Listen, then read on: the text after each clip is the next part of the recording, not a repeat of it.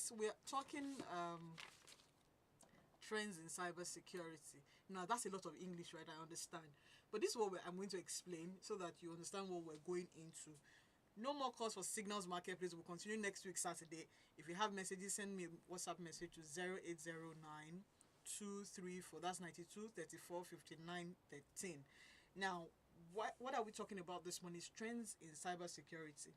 Now, you know that in the space of the moment we got into the tech, everybody has a mobile phone. We've been having a lot of spam calls, so let's just start with that first. We've been having a lot of spam calls. People will call you that somebody is calling you, send your money, send your PIN, and all of that. I have a seasoned technology professional and entrepreneur with over 25 years of expertise in the last 15 years. He has dedicated his efforts to implementing cybersecurity solutions and offering insights that empower organizations to enhance their compliance, risk and cybersecurity, and digital fraud protection capabilities. After a rich career at the prestigious companies such as Citibank and it's plenty. He now serves as the CEO at Wimika RMS Technologies, a specialist insurtech startup focused on protecting consumers from digital risk, including cyber fraud.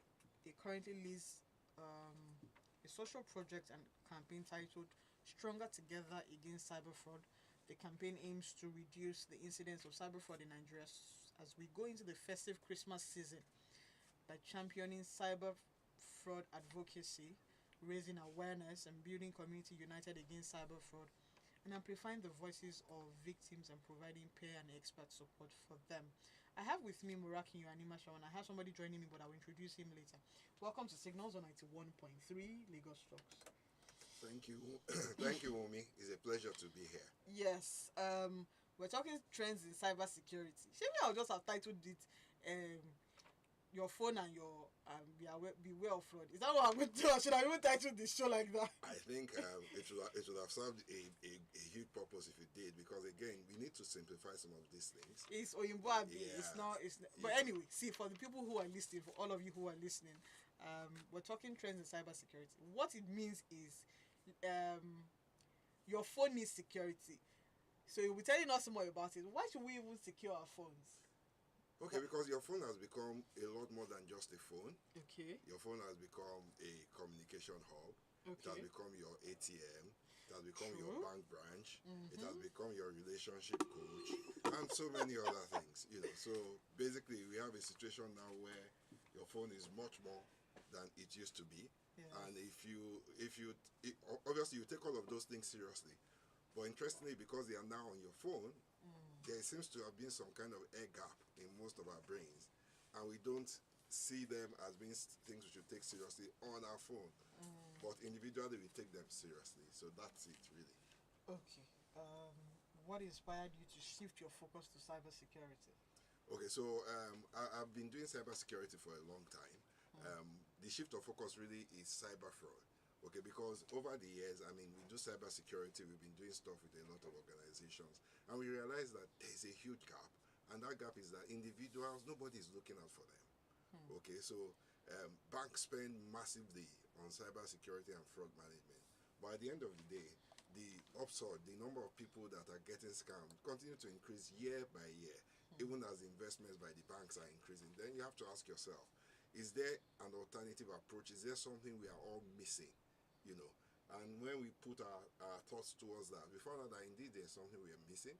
We are missing the fact that the consumer is the weakest link in the value chain. Okay, let's talk a bit about the consumer being the weakest link in the value chain. Why did we arrive at that? Okay, so many reasons. Many reasons for arriving at that.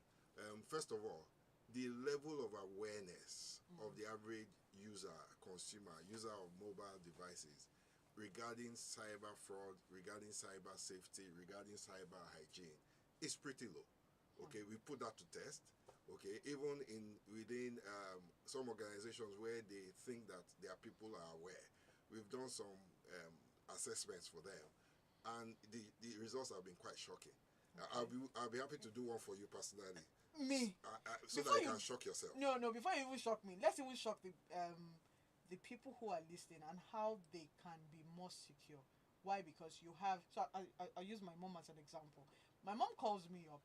Yeah, Adewunmi, but my mom calls me up and says that, oh, somebody calls me. This is somebody who's intelligent, and she goes there asking for this, and I go ballistic on her, forgetting that this woman is already growing old, and there's some things that are going to be new to her.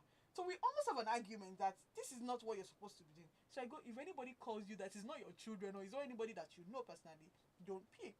But guess what? She would still pick, but she will not know. I say, okay, so don't give anybody anything any longer. But there are many more older people like her who are not even aware. They like their WhatsApp. They can forward for Africa, right? And how then do we begin to tell them that this and this is what you should do with your phone? Okay, so that they don't even get scanned by their own children because we want to collect money. Okay, so again, Wumi, we must recognize that they grew up in a different generation. True. And the societal norms in that generation were different. Okay, when people are part of your community, there was just a certain expectation of trust within that community. I mean, I remember my dad told me some stories. My dad grew up in the village, by the way, before he came to Lagos, of how people that are selling stuff in the village will put their wares by the road on the way to the farm, and they will just leave it there. And if you pick something, if you're eating it because you just want to eat it, you will eat and make sure you leave let's use banana as an example. You leave the banana peel behind so that they know that the person ate it. But if you're taking it away and you're not leaving a peel, then you leave the amount that you're paying. So there was trust. Many of them grew up in that kind of environment. I still experienced it a bit in my early days. There used to be a newspaper vendor around my neighborhood.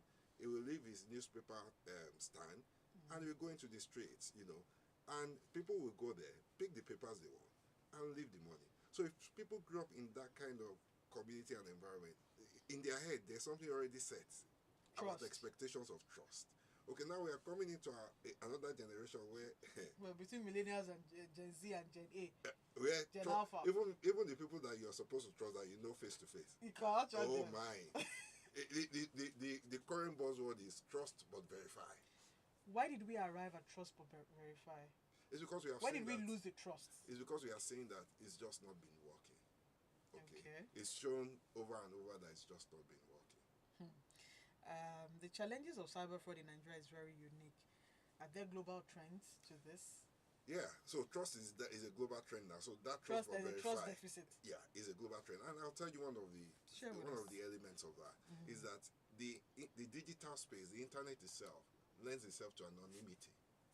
Okay. So today you can decide that you want to create a persona that's totally, absolutely has nothing to do with you. Okay, and you create that persona, and you can begin to engage with people using that persona. And anyone that's on the other end of that persona can be convinced that they are engaging with someone who you have created it to be. And it's getting even worse with AI, because AI can make that persona even much more believable than you could have made that persona. AI can give the persona a voice. Yes. That's somebody's voice. It can give the persona a lot more that would deceive even the average person. Okay? We're going into deep fake. Yeah. Deep fake. Deep fake voice, deep fake videos, a lot of that. Okay, so recently there's been AI, everybody's using AI. A lot of people are using AI. I've not used it and I don't like it.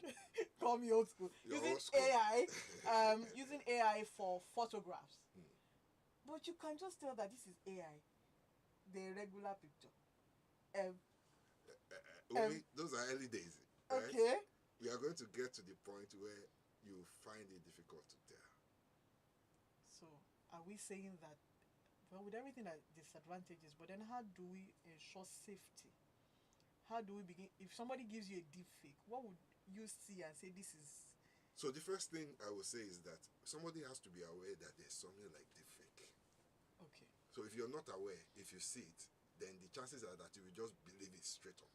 But when you are aware that there's something like deepfake, somewhere at the back of your mind, you can begin to think that, okay, this looks believable, but it may not be. True. As believable as it looks, it may not be.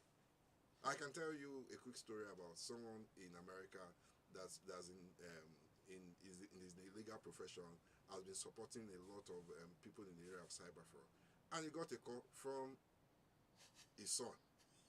And they were going to take him out. He believed them.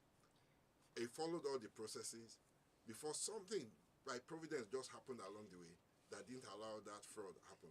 So the man was now on C-SPAN and explained that if someone like him championing the cause was going to fall prey, that he thought that the only thing he could do is just begin to create awareness. Now this leads us to the Stronger Together Against Cyber Fraud. Tell us about that. Okay, so Stronger Together Against Cyber Fraud is an initiative. Can I say big ups to all our partners at this point? Okay. Nigerian Police Force, FCCPC, and all of our many partners. Wait, you said Nigerian Police Force? Yes. Okay, continue. No, we can always have that conversation. Yes. There are many layers to that conversation. Okay. But let's straight the top layer, which is that they are partners and they're doing great stuff. Okay. So and FCCPC, a lot of other organizations, including GETS, that have seen this vision and supported it. So what's the vision? Basically, we see that when December draws near, there is an upsurge in cyber fraud. True. Okay, and basically what we said to ourselves is that this December, are we going to just be another December wishing people well and intending for it to be well? Are we going to take an extra action? Yes. Okay, to try and ensure that people are well this December. So as part of that, what we did was we created this initiative, Stronger Together Against Cyber Fraud. And underpinning that initiative is the fact that cyber fraud is not something that can be fought alone. So first thing is that in order to have a chance to win the battle against cyber fraud, it must be a collaborative battle. It must be fought by an ecosystem and not by an individual or even an organization. Okay, and then when we designed this program, we basically decided on 3 pillars for this program. The first pillar is advocacy.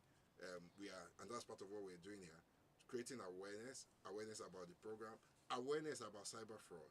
Okay, then the second pillar is the community, where we are bringing people together into a community where we are training them.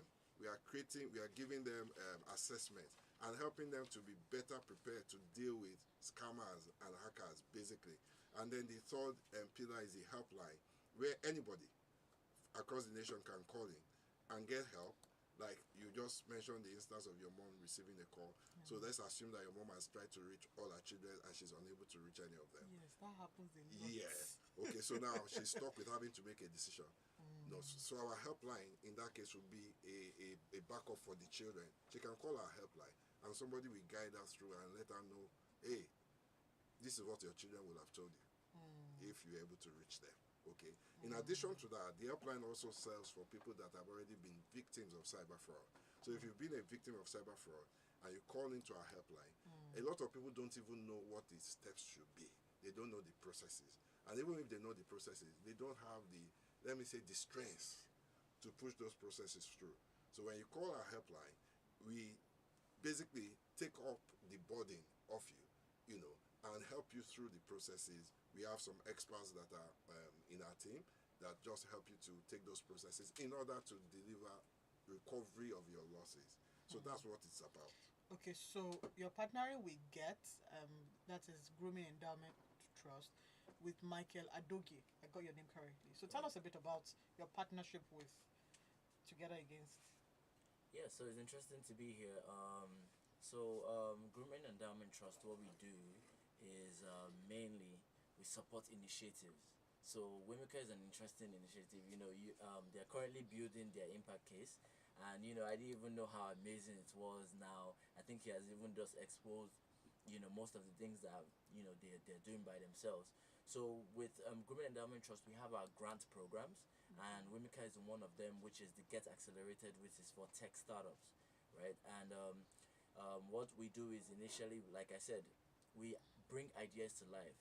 Currently, they are building in this current cohort. They are building their impact case and the rest of that. So those kind of partnerships, and we're always happy to support them.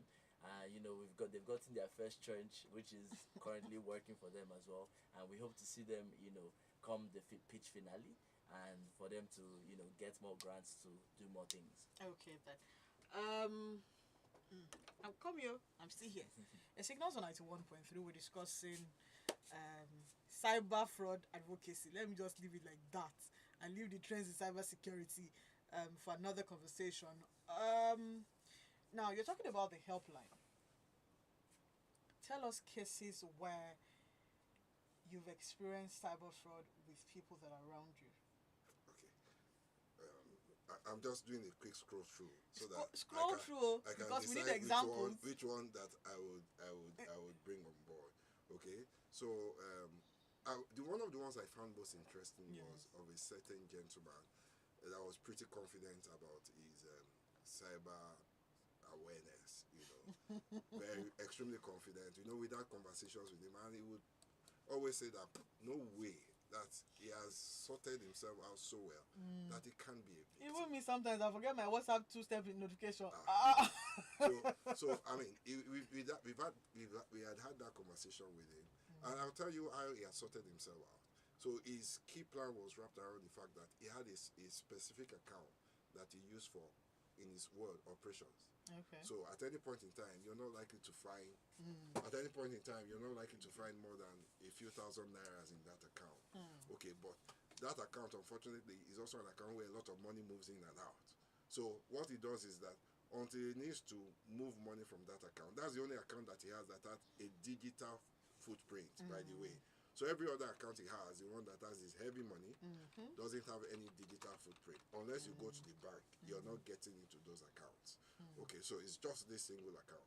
So what he will do is, when he wants to use money that he needs to do transfers and anything digital, he will quickly go move money into that account that has a digital footprint, and then quickly move money from that account. Okay, so basically, if you want to hack him, the time frame that you had to hack him or scam him was very small. Okay, but when scammers got into his account, they didn't meet money in his account, but they could request for a loan on his behalf. Whoa. And they requested for a loan on his behalf. How much are we looking at? Over 500K. Busy. And the loan came into the account, and the money that he was not aware of was distributed on his behalf by the scammers. And he has to pay back. Oh, he had to pay back. Okay, so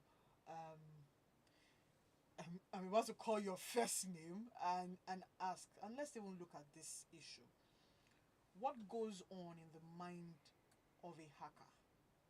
I want to know what goes on in the mind of a hacker that will make you cause me misfortune because you want to be happy.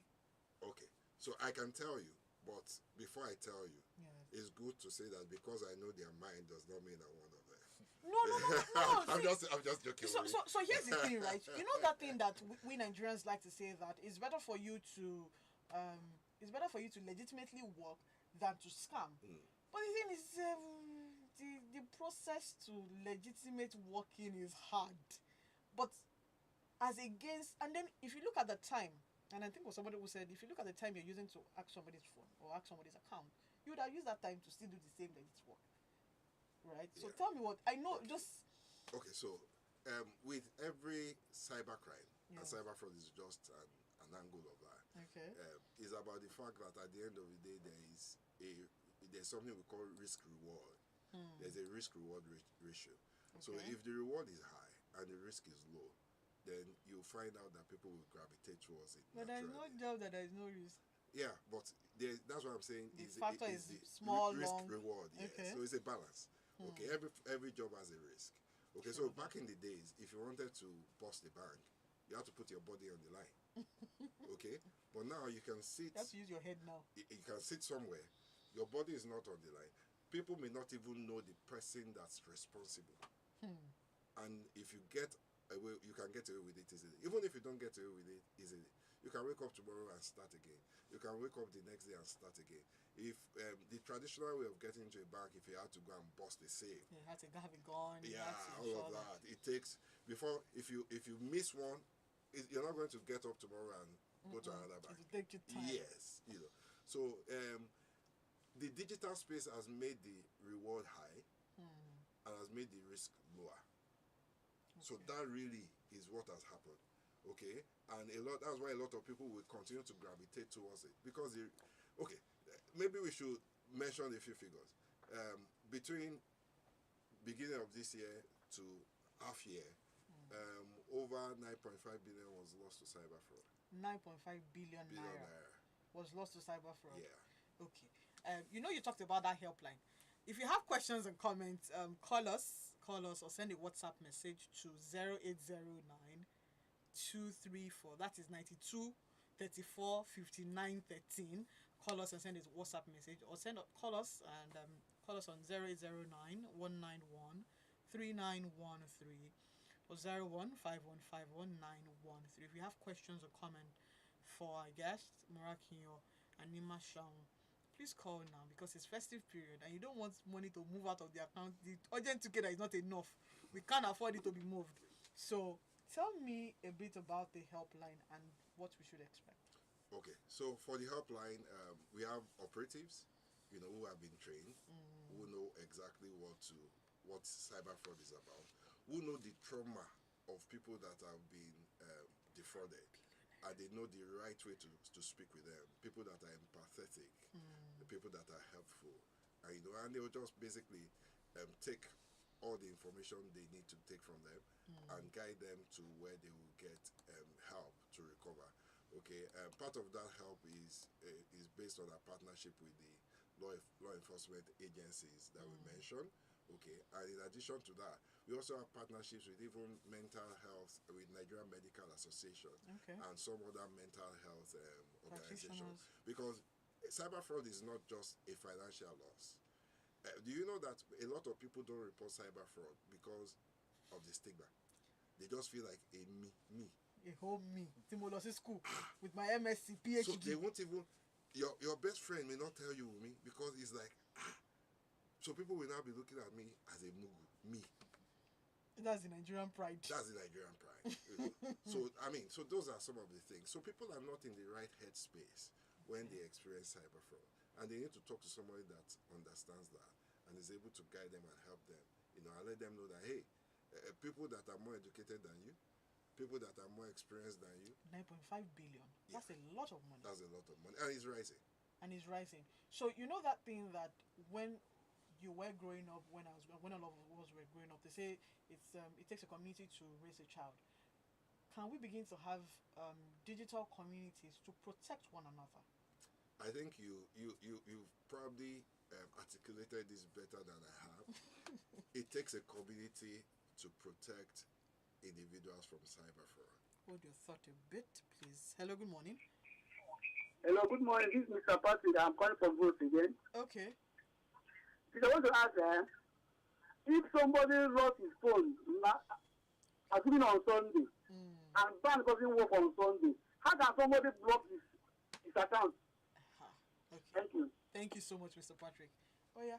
Okay. Our people are here. So almost all the banks have been mandated by CBN to provide a way for you to electronically block your account. Okay, so you send a code, okay, and follow the prompts, and you can block that account from another person's phone. Even from another person's phone, yes. Initially, it had to be from your phone, a design error, basically, because if you've lost your phone, then you can't do that. But now there's a code you can send that enables you to block. I don't have the code offhand. We'll find it. But if you call our helpline, helpline, somebody will be number? there. Somebody will be there to give you the code. The helpline number is 0916 533 1660. We are calling the Nigerian 0916 533 1660. Wait, 091 65 33 16 60. Yes, please. Okay, that's the Nigerian way. Yes, that's the Nigerian way. I just got into this one. Now, the helpline is 091 65 33 16 60. Now, we're talking about the digital community. Tell us more about. Okay, so I mean, as I was saying, you've just captured it so well. It takes a community. Absolutely takes a community to protect someone from cyber fraud. So we are building a community right now, and we expect to build more of those communities in such a way that knowing someone or having someone that can guide you if you're faced with a cyber fraud incident or situation, should not. It should be. You should have someone in every local government. That's the bigness of the vision we have. Build communities in such a way that in each one of the 774 local governments of Nigeria, you have multiple people that you can reach out to that can help you to basically handle or fight against a cyber fraud incident. That community right now is on WhatsApp.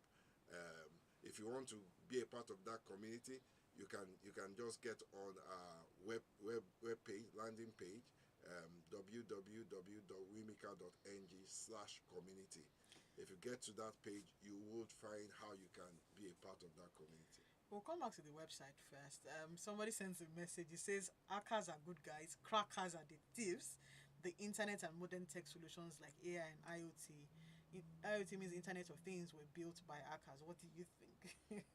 There are white hackers, there are black hackers. So being called a hacker does not necessarily make you a good guy. Okay. A white hacker is a good guy, but they are all shades of hackers. The shades of hacker that took 9.5 billion, are they crackers or black hackers? Oh, those are definitely black hackers. No, we should call them red hackers so that we do not be white and black. There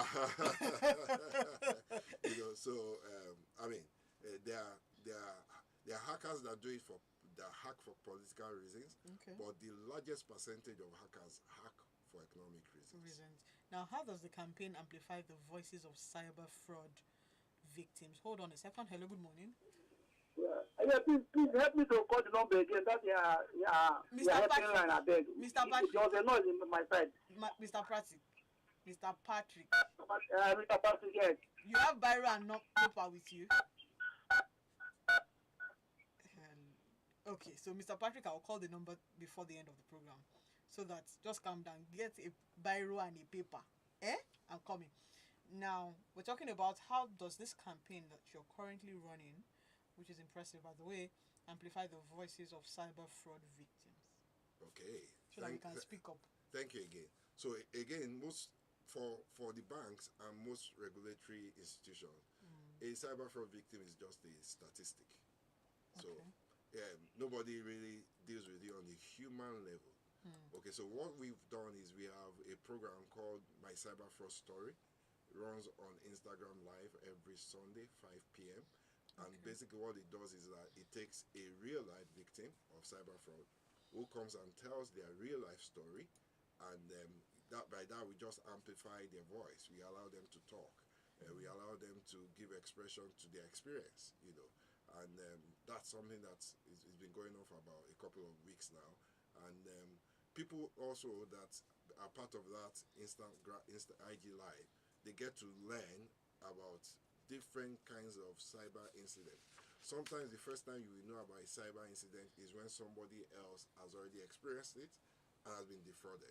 Okay, so by having people that have had those experiences come to speak out, we minimize the chances that those same techniques or exploits would be successfully carried out without people being aware that those are exploits. So it won't be a first time for you if you have been a listener on our cyber fraud story, when some of those cyber fraud incidents, when they are trying to basically engage you and make you a victim, you'll probably be able to say, hey, I've heard this one before. I heard this on my cyber fraud story. Okay, so that's what my cyber fraud story is about. Also at that program, we also have some experts, that join the program, and they are able to dissect the story and highlight the insights and the lessons to be learned from each of the incidents. So if you're greedy, for instance, they'll call you out and tell you that until you deal with your greed quotient, you're likely to continue to fall victim for this kind of stuff. Now, for Ross here in Nigeria, do you think it's just unique because of the economic situation, or what do you think really causes this? Okay, so because this is our area of focus, we've had to be interested in what's happening all over the world. So from Singapore to Australia to America to the UK. In the UK, actually, the government has set up an office, to deal with consumer cyber fraud. Okay, so it's a global thing. It's a global thing. Hello, good morning. My name is Osiwa from Ikorodu. Okay, welcome, OC. Question, comment. Okay. So they say that not everybody that they scam the use of ordinary handle. Some people are going, even though all these people who are advertising online, that if you are doing anything, even though you are a Yahoo boy, that you should come, then we prepare time for you. Okay. Some people, it's not about intelligence. Nigeria, we just put out like this, say that I don't want anybody to call me a no or a novice. I go to school, I have 3 degrees, this and that. It's not about everybody that they scam should report to, because these people, they are using chance to do it. Okay. So Even in this because there are people, I will not say much, but they are using certain enchantment too. thank you so much. Thank you for enlightening us. Okay, so is there a black charm to our haki haki? I think maybe on that. Okay, Michael. To have a word, on that. To be honest, I highly doubt that's possible. That there is That jazz. it's You probably know, just manipulation of or tricks hypnotism. and illusions and things like that. But there is hypnotism now. I Remember for 19 in the 90s? Then they put something under the layer and they press it. No, but if you think about it, there are a lot of people, especially the black money fraud. If you've seen that one where they wash it and it turns to naira, and they give the person and it turns back to. There's a lot of things happening, but I tend not to believe it, and I don't think anything cybersecurity will be able to sort that out in the nearest future. So we are still dealing. Somebody's sending us a message. Majority of cyber fraud incidents have very little to do with the thief's tech knowledge. They are more of social engineering. What are your thoughts? Okay, so I agree. Social engineering plays a major role within the Nigerian, within the research and analysis done in the Nigerian banking space. Social engineering is number one. Okay, so yes, I agree, but it's not the only one. Okay. So there are things like overlay malwares, where you download maybe a game or something that's innocent, innocuous, and then you don't know that it's come, hand in hand with some malicious code.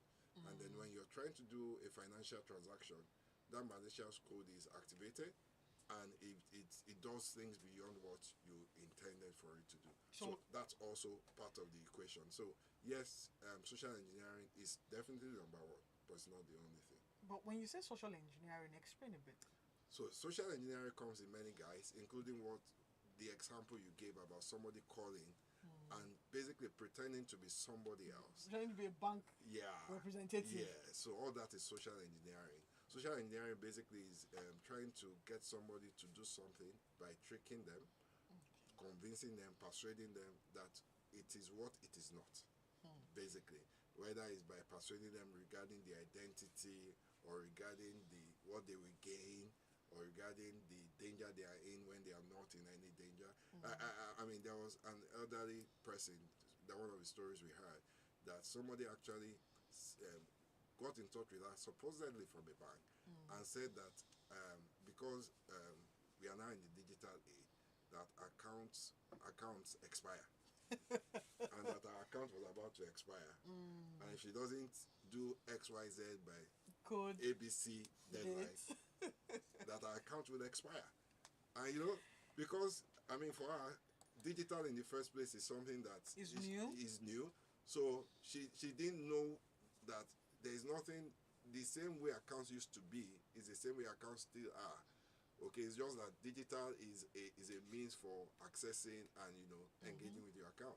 So she believed sufficiently to begin to try to reach her children to say, my account is going to expire. I need to do something about it. Thankfully, one of our children got back to her and was able to show her that no, your account can never expire. Once you've opened an account, it's done. Nigerian parents, uncle and auntie, your account does not expire. WhatsApp parents, our account does not expire. Hello, good morning.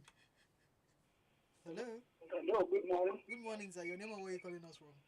Thank you for the program. Thank you too. Very interesting and very educative. Thank you. I want to tell you, because I have experienced such a thing, death of people. Okay. But all I want to say is that Excuse me, sir, you not tell us your name.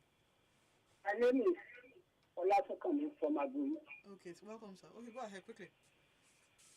What I mean is that I don't think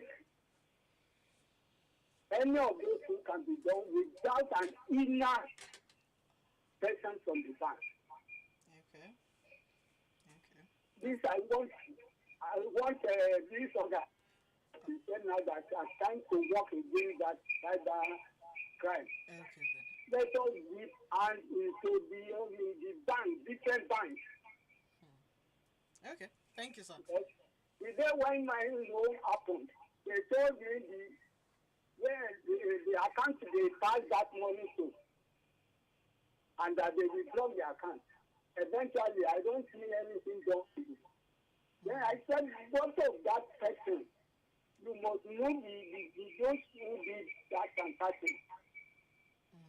Or they couldn't give any receipt. I'm sorry about that experience. I'm so sorry about the experience, but Morakinyo, we answer some of us right now. Oh yeah. How do we begin? Because that's a very valid. Yes. By the way, first of all, let me say you make an excellent helpline operative. Your empathy was off the chart. Okay. So what is said is really true. There is an element of collusion and connivance, but it's not in every case. Okay. So again, if we think it's in every case, we miss the Value. The real problem. Okay. The real problem is that people are just not educated enough. They are not aware enough. They are not sophisticated enough to take on these cyber criminals, and they've got to get help from somewhere. And we are hoping that we will be part of that approach of saying that, hey, we can't leave the society to itself. We can't leave everyone in the society to themselves, but we must try and provide that help that some of them don't even know that they need, in order to combat cyber fraud. Interestingly, if you will allow me, Yes, go ahead. I like to simplify some of these things. When we are talking about fraud, if you want to learn about the elements of fraud or cyber fraud, go and read the story of Jacob and Isaac. That was a classic case of fraud. Bible scholars. You know, Jacob and Laban.